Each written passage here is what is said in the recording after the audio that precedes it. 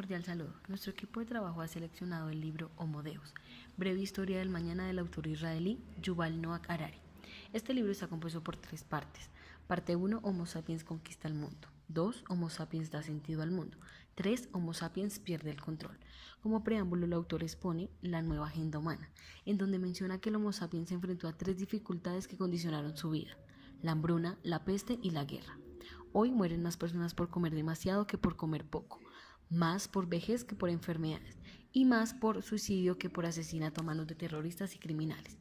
A pesar de las afirmaciones del autor y que para algunos parezcan ser afirmaciones irrealistas y poco sensatas, el autor nos explica y menciona cómo hemos logrado mitigar estas dificultades y de hecho menciona que estamos en un mundo saludable, próspero y armonioso. ¿Qué vamos a hacer con nosotros? ¿Qué haremos con los inmensos poderes que nos han dado la biotecnología y la tecnología? Ante esta pregunta, el autor plantea 3 grandes nuevos objetivos de la humanidad. El primero, la inmortalidad, superar la vejez e incluso la muerte. La felicidad, lograr ser totalmente felices. La divinidad, transformar a Homo sapiens en Homo Deus. Capítulo 1. Homo sapiens conquista el mundo. El autor explica sobre el antropoceno. El mundo está poblado por humanos y animales domesticados. El resto de especies o se han extinguido o se han reducido de modo alarmante. Oficialmente vivimos en el Holoceno, pero sería más correcto llamarlo antropoceno. ¿Qué es el antropoceno? Es el impacto global que las actividades humanas han tenido sobre los ecosistemas terrestres. Homo sapiens ha logrado cambiar el ecosistema global de forma radical y sin precedentes. Se ha encargado en su momento de extinguir al resto de las especies humanas y ahora está a las puertas de sustituir la selección natural por el diseño inteligente y extender la vida del ámbito orgánico al inorgánico. Nos explica unas necesidades ancestrales, el porqué de muchas preferencias como derivadas de nuestro pasado cazador-recolector y define la inteligencia de los cerdos y su subjetividad sensible, que los lleva a sufrir frustración aguda y desesperación extrema dadas las condiciones a las que los somete la ganadería industrial. Luego nos explica sobre los organismos. Son algoritmos. Este es una parte del texto que me gustó mucho, en donde el autor define que las emociones no son exclusivas de los humanos, sino comunes a todos los mamíferos, las aves e incluso reptiles y especies. Indica que son algoritmos bioquímicos vitales para la supervivencia y la reproducción de los mamíferos, y que los algoritmos son una secuencia de instrucciones. Nos da ejemplos como una receta de cocina y como una máquina de café. El propio ser humano es un algoritmo. Su objetivo es producir copias de sí mismo y esto está controlado mediante emociones, sensaciones y pensamientos, igual que el resto de los mamíferos. Los mamíferos no pueden vivir solo de comida, también necesitan vínculos emocionales. Sin embargo, la industria cárnica ha hecho caso omiso a ello. Por otro lado, tenemos la chispa humana, en donde nos explica la superioridad moral de los sapiens sobre el resto de las especies. Las investigaciones concluyen que no tenemos alma y que esta idea está en contra del cambio permanente que constituye el fundamento de la evolución. ¿Por qué la bolsa no tiene conciencia? Conciencia. Este es otro argumento usado para justificar la superioridad humana, que los seres humanos poseemos conciencia y el resto de los animales no. El autor define que las experiencias conscientes que constituyen el flujo de la mente están formadas por sensaciones y deseos, y que éstas actúan como algoritmos bioquímicos. Para el autor no se responde a la pregunta en relación con la conciencia de los animales, aduciendo que en este terreno la ciencia aún tiene enormes desconocimientos. La ecuación de la vida. Algunos científicos restan importancia a la función de la mente y la conciencia, como si las experiencias subjetivas no jugasen ningún papel relevante.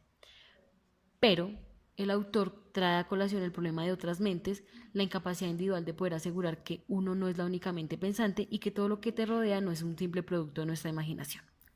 Imaginación, tiempo de soñar. En este aspecto, el autor referencia que es la única diferencia que tenemos al resto de animales. Solo los Homo sapiens piensan e imaginan y creen en cosas que solo existen en su imaginación. Buenas tardes, continuando con la actividad de la materia y cerrando ya la lectura del libro Homo Deus, que fue la que mi grupo tomó como referencia para completar la actividad, quiero enfatizar en el segundo capítulo llamado Homo Sapiens da sentido al mundo, donde básicamente se habla sobre la creación de mitos y personajes ficticios. El libro también lo llama empresas, da varios ejemplos, para darle el sentido a las tareas diarias y comportamientos que tiene pues el ser humano a través de la historia o que ha tenido. Anteriormente se cumplía lo ordenado por el líder de la manada, el más sabio de la cultura, o ya el rey de la sociedad, por la misma imagen que se tenía dentro de la cultura de esa persona que antecedía en el tiempo a un dios o a una figura importante pues para la región. Pero realmente no se entendía el motivo por el cual había una necesidad de creer en alguien o en algo para cumplir esas metas, para el desarrollo ya sea cultural, económico o personal de una misma sociedad. Entonces el texto inicia con un capítulo que se llama Los narradores. Esto hace énfasis específicamente en culturas de hace mucho tiempo que habitaron el planeta Tierra, donde se comienza la revolución cognitiva gracias al desarrollo del lenguaje y la imaginación. Es decir, veíamos cómo las tribus indígenas rezaban a dioses, ya sea de mayor magnitud o de menor magnitud, como era por ejemplo los árboles, las plantas, los animales, que ellos mismos se consideraban, consideraban de gran importancia para la subsistencia de su cultura. Posteriormente nace la revolución agrícola, la cual proporciona una base material bastante fuerte para que los relatos de grandes dioses se asenten en la cultura. A ella viene más la adoración de dioses, donde se le pide, se le implora por el tema del agua, de las cosechas, de los animales, de que no los castiguen, sino que puedan convivir mutuamente, y se le hace un tipo de sacrificio, ofrenda, para tenerlos pues, a favor de la cultura que se está desarrollando. Esto mismo en el libro se ve identificado con marcas como lo son Apple, Ferrari, que básicamente el autor dice que ya son marcas tan desarrolladas a través del tiempo que no importa si la persona líder, el empresario líder, directivo de la empresa fallece o está vivo, porque la marca va a quedar en el tiempo. O sea, la marca ya creó una imagen, una identidad, la cual no se destruye por la muerte física en carne y hueso como lo llama el autor, sino ya es la esencia que tiene en el mercado. Hace aproximadamente 5.000 años, relata el autor, se hace uno de los mayores inventos pues, de la historia, que es la escritura y el dinero, lo cual le da mayor consistencia a la sociedad, por lo que permite ya empezar a formar estratos, una diferente tipo de cultura. Por el recaudo de estos mismos de impuestos se organiza ya una burocracia, se establece quiénes tienen poder, quién no tiene poder, y así se establecen los grandes reinos.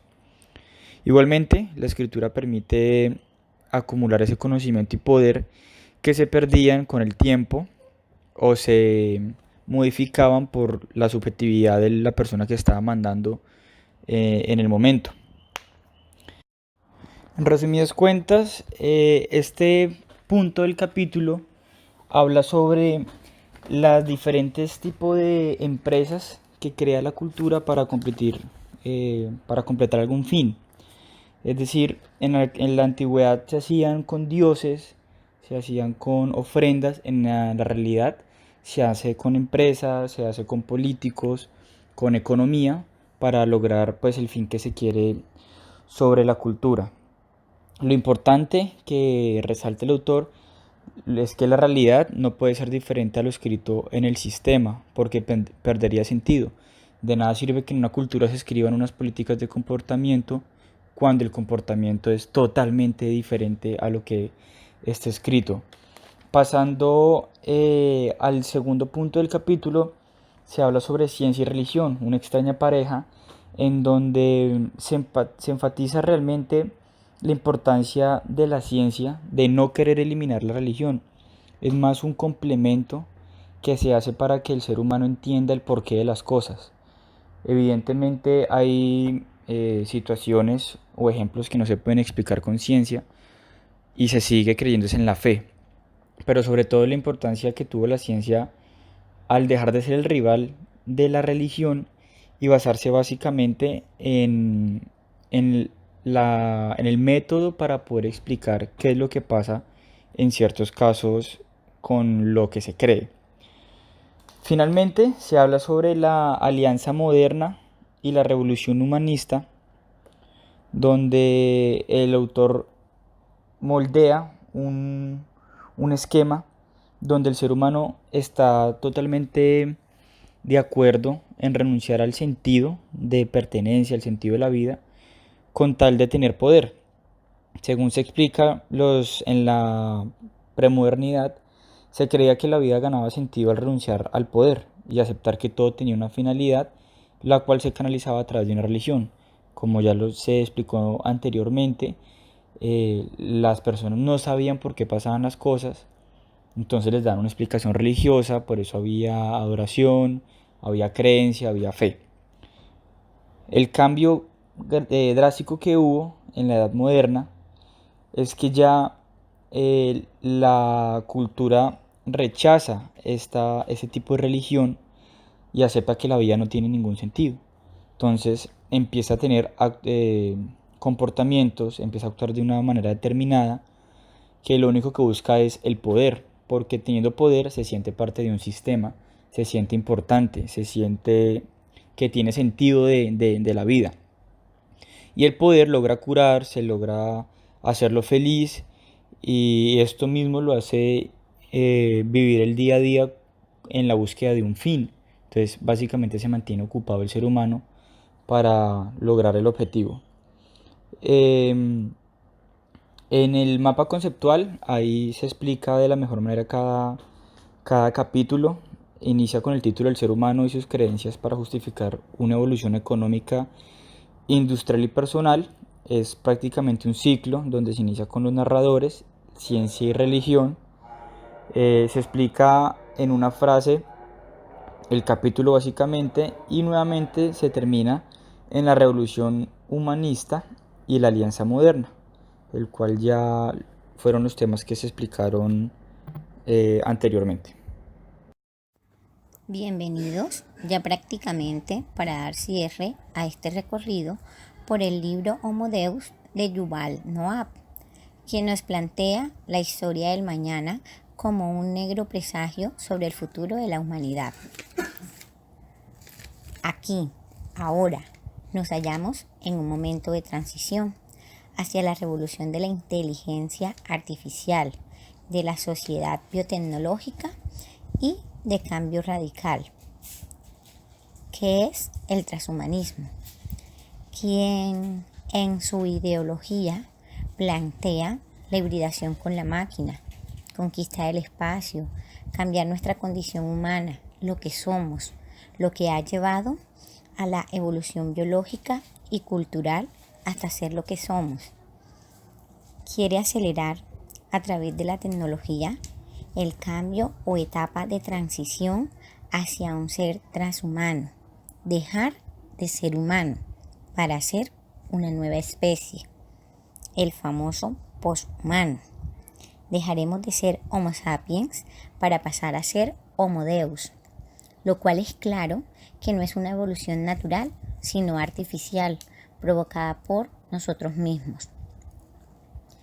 Es allí donde surge el interrogante si realmente todo esto que se quiere hacer a través de la ciencia nos conviene.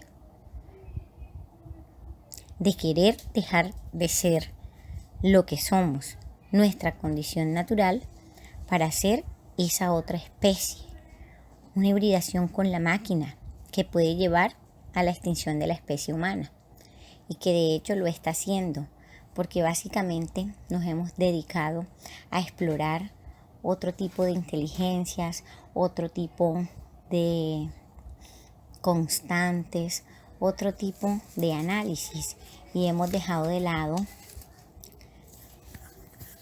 vértices tan interesantes de explorar, como por ejemplo la inteligencia en los animales, la inteligencia en las ballenas, la inteligencia en los murciélagos, la inteligencia en los perros, que desde su ser animal hacen las cosas de una manera tan metódica y programada, aún mejor que cualquier ser humano, porque exclusivamente ellos tienen el poder y la convicción de manera natural captar ciertos impactos que de nuestra naturaleza como seres humanos no lo lograríamos. Existe hoy día un proyecto que es el proyecto Avatar 2045. Es real.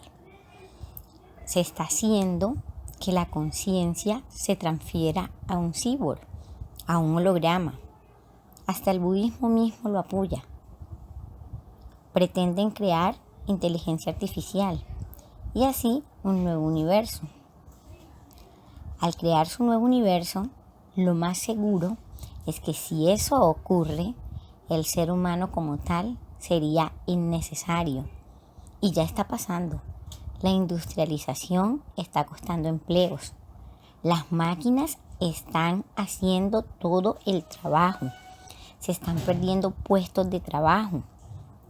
Nos hallamos en una revolución digital o la primera revolución de la inteligencia artificial, con cambios económicos, cambios políticos, una nueva visión espiritual y obviamente distinta a lo que ya hemos visto. No es una tecnología más, ni un mejoramiento de la industria, que hoy está bajo supervisión y es responsabilidad de un ser humano, pero mañana será totalmente autónoma. Las decisiones que toma hoy día un ser humano serán tomadas por esas máquinas, con lo que llamamos inteligencia artificial fuerte. Si me preguntan cuál es mi visión y mi concepción de Homo Deus, de este superhombre, del mejoramiento material y físico, lamentablemente nos puede llevar al desastre, porque cuenta con lo peor del ser humano, su egoísmo, su ambición de ganar, de competir, de supervivencia, en el sentido más material. Aunque obviamente hay otras aplicaciones. De allí la ambivalencia de su significado, como por ejemplo la creación de soldados productivos para la guerra. Es decir, quieren ser un superhombre desde el poder y no desde el amor. Nos los plantea Albert Cortina.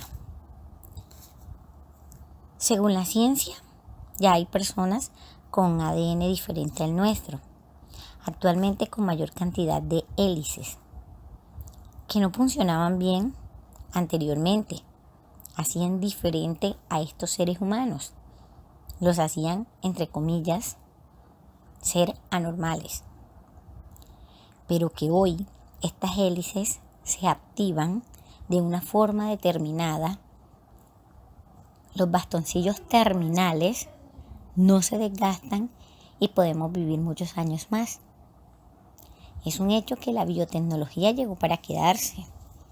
Muchos avances científicos nos rodean en nanotecnología, como lentes de contacto con realidad virtual aumentada, detectores de infartos y todo destinado a alargar la vida, a mejorar la calidad de vida del ser humano, a combatir el cáncer, a curar el cáncer como tal. Pero, ¿qué tal llegar a un futuro donde podríamos ser inmortales? Ya no enfermaríamos. Esto acarrearía otro problema, la superpoblación mundial. Si nadie se muere, si nadie se enferma, ¿cuál sería la solución? ¿Acaso conquistar o migrar a otros planetas? Siempre que hay cambios, creemos que es el fin del mundo, pero sería aprovechar la tecnología como parte del servicio a la calidad de vida de las personas que ofrece la misma tecnología. Esto es lo que le da el carácter de ambivalente. Desde el humanismo avanzado no sería preocupante. Esas capacidades extendidas serían aprovechables. El real problema es discernir lo que está al servicio de toda la humanidad con lo que es los problemas que van a hacer que se deshumanice o haya un factor poder global que nos controle o nos elimine. Entonces, es evidente que estamos hasta un tsunami de la globalización tecnológica, un cibertotalitarismo, una nueva evolución revulsiva. De nosotros depende que reforcemos el humanismo avanzado para que ésta no nos aplaste. Muchas gracias.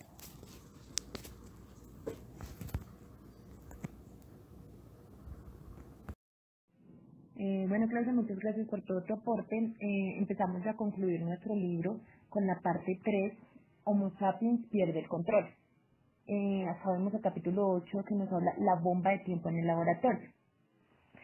Este nos hace énfasis de que dentro de nosotros no hay alma ni libre albedrío, ni yo, sino es como una mezcla de genes, hormonas y neuronas, ya se vuelve algo más científico.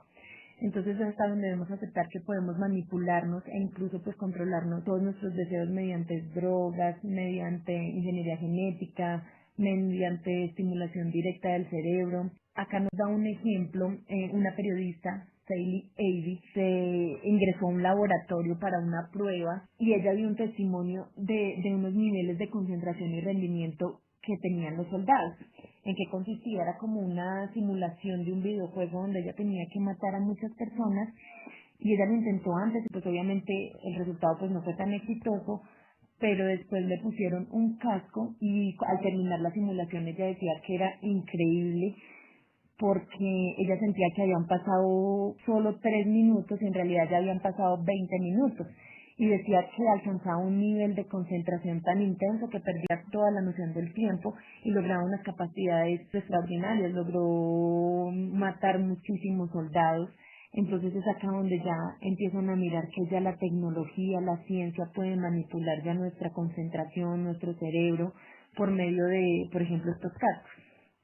Acá también hablamos de quiénes somos yo, que ya va desmontando también la idea de que tenemos un único yo, sino que ya nos plantea el ejemplo de los hemisferios cerebrales. Tenemos el izquierdo como sede del habla y la lógica de todos los relatos que pues vamos inventando y buscamos dar sentido, y tenemos el hemisferio derecho, que es como la sede de toda la información espacial. Entonces acá donde decimos no hay un solo yo, sino hay dos yoes, el yo experimentador y el narrador. El experimentador, esto como decíamos, toda nuestra conciencia constante, el que va viviendo el presente, pero pues ese no recuerda nada. Y el yo narrador es quien recupera todos los recuerdos, los relatos, toma grandes decisiones y va como un comentarista en nuestras vidas, va dándole como sentido a todas nuestras vidas, siempre inventando relatos para justificar todas nuestras acciones. Es por esto que el yo es por tanto un relato pues imaginario de todo lo que vamos viviendo día a día. En nuestro capítulo 9 ya nos habla de la gran desconexión, donde ya nos plantea que los humanos van a perder la utilidad económica y militar. Económica lo podemos ver ahorita en muchas compañías que ya van reemplazando al ser humano por máquinas. Ya hay muchos robots, muchas máquinas que ya pueden hacer el trabajo donde antes se utilizaban nuestros humanos. Digamos, acá en Colombia todavía se ven los peajes, pero hay en otros países donde ya ni siquiera ves la personita en el peaje, sino que ya hay máquinas que por sensores pueden ver como tu placa y ya lo mides es por medio de recargas y ya se reemplaza el trabajo de esa persona. En la parte militar, digamos, los soldados y los pilotos han sido reemplazados por robots autónomos, por drones. Entonces ya acá la inteligencia ya se desconectó como tal de la conciencia y ya nos convertimos nosotros en la clase inútil, donde ya el problema crucial no es crear nuevos empleos para nosotros los humanos, sino más bien crear empleos donde nosotros podamos rendir mejor que todos estos algoritmos, que todos estos robots. Entonces acá donde el autor describía un posible futuro con masas inútiles, es decir, nosotros los humanos entretenidos simplemente con drogas y con juegos de ordenador, y ya todos los drones, los robots, los superhumanos, haciéndonos a un lado, haciendo ellos el trabajo que deberíamos estar haciendo nosotros. Empezamos también hasta la probabilidad el episodio del libro que hablaba de una probabilidad del 87%, se llamaba, donde acá decía que el sistema, la tecnología, los algoritmos nos van a comprender a nosotros mejor que nosotros mismos. O sea, un algoritmo externo puede teóricamente conocernos mucho mejor de lo que yo misma me puedo conocer. Un ejemplo en el terreno de la medicina. Hay muchas pulseras que se están empezando a implementar, digamos las Microsoft Band, que surgieron en el 2014, donde ellas pueden medir tu ritmo cardíaco, pueden medir los pasos que das en el día, cuántas calorías pierdes. Entonces surge el movimiento Quantified Self, que cuantifica como todas las actividades que tú realizas a lo largo del día y va creando como una línea temporal con tu rutina. Esto puede analizarse, puede mirar como varias cosas de tu vida y puede que muchos los hagan por curiosidad, pero puede que muchos lo hagan por salud, porque tengan marcapasos, porque quieran perder peso, porque quieran alcanzar el peso deseado, quieran perder calorías, quieran saber si están en el peso ideal. Y ya nos volvemos es como trabajadores de las máquinas, como obedecer las órdenes que nos dan. Un ejemplo, estas manillas. También nos hablaba el caso de Angelina Jolie, la capacidad de Google para reconocer una epidemia de gripa, pues con inmediatez, porque todo esto se da gracias a todo el análisis masivo de mensajes, a todos los datos, ya que digamos la plataforma, por ejemplo, el buscador Google, va a conocernos más a nosotros que lo que se conoce cada persona, nos va a guiar más a tomar decisiones. No sé si les ha pasado que muchas veces uno en Google o en alguna plataforma busca un tiquete para viajar a un lado y ya cualquier búsqueda que tú hagas te va a mostrar publicidad con los hoteles que podrías encontrar en ese sitio, con los tiquetes en ese sitio. Es como si todo se conectara con los datos que tú brindas y ya la misma plataforma te va a conocer más de lo que tú mismo crees que necesitas. Entonces los humanos ya no van a ser entidades autónomas dirigidas por los relatos que hablábamos del yo narrador, sino que van a ser una parte integral de una enorme red global tecnológica. Es acá donde el autor decía que el liberalismo se va a venir abajo, porque el sistema ya nos va a conocer mejor que lo que nos conocemos nosotros mismos y eso no va a ser tan difícil de lo que parece, pues muchos de nosotros les hemos ido como proporcionando todos los datos a esta tecnología y empezamos pues a hacer esto alegremente a cambio de servicios, por ejemplo el correo electrónico. Para un correo electrónico tú brindas todos tus datos, para juegos gratuitos o simplemente para consultas en internet, como lo decía por ejemplo con el hecho de los tiquetes. El humano ya va a ir perdiendo como su soberanía, como su decisión, por ejemplo con la aplicación Waze, que ya no somos nosotros los que tomamos las decisiones, los que conocemos las direcciones, sino que ya le hacemos caso como una aplicación que nos va a guiar a dónde debemos ir, por dónde girar. Entonces ya nos va a despojar a nosotros los humanos la autoridad. Ya va a haber una gran desconexión donde ya vamos a estar simplemente obedeciendo la tecnología. Es acá donde ya los organismos van a ser los algoritmos que nosotros mencionábamos acá y es acá donde van a surgir los superhumanos mejorados. Esperamos haber hecho una muy buena síntesis de este libro, Homo Deus, de Yuval Noah Harari. La verdad es un libro muy recomendado. Acá nos muestra una realidad que tristemente debemos asimilar y es algo que de verdad está pasando en nuestra actualidad. Y pues la verdad un libro súper recomendadísimo para leer. Muchas gracias por su atención. Agradecemos a todos su atención prestada. Muchas gracias.